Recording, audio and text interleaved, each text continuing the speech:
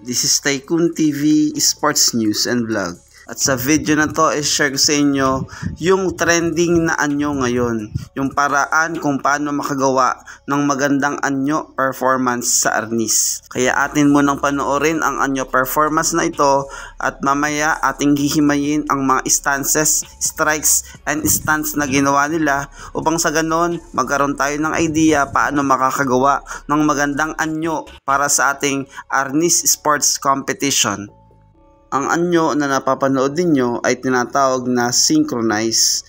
Ito ay dapat magkakasabay, kaya tinawag na synchronize or team anyo. Ito ay doble baston, replika ng espada ang kanilang ginamit.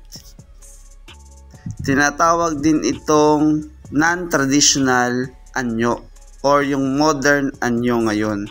Kasi hindi siya yung standard na may sinusunod, ito yung anyong likha kung tawagin. Kaya atin muling panoorin ng naka-slow motion.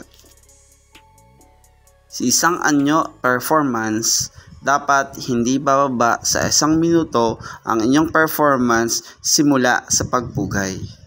Kapag bumaba sa 1 minuto ang inyong performance, may bawas puntos na nakukuha.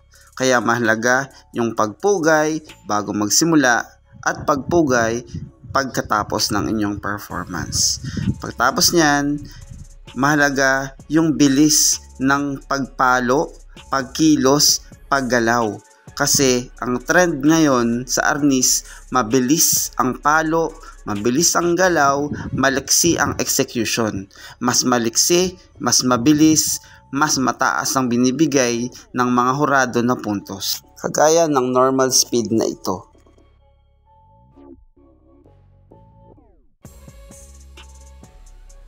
Pangalawa na dapat yung tingnan ay yung palo at execution ng mga strikes. Kasi dapat masa forma pa rin pero may target area. Hindi pwedeng basta or bara-bara na lamang yung strikes. Dapat may direction, merong application.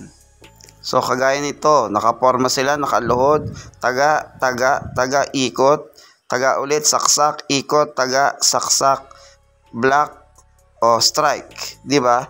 May application yung ginawa nilang pagkilos. At ang huli na pinakamahalaga at dito nagkakatalo kung sino ang mananalo sa bawat kupunan ay yung tinatawag na difficulty o yung hirap o exhibition na ginawa. Kagaya ng mga stance na ito. Yun yung tumbling, rolling, at iba pa na pwede natin gawin as difficulty sa ating performance. So yun lamang, maraming salamat sa inyong panonood. Sana ay marami kayong natutunan. Hanggang sa muli, pugay sa inyong lahat.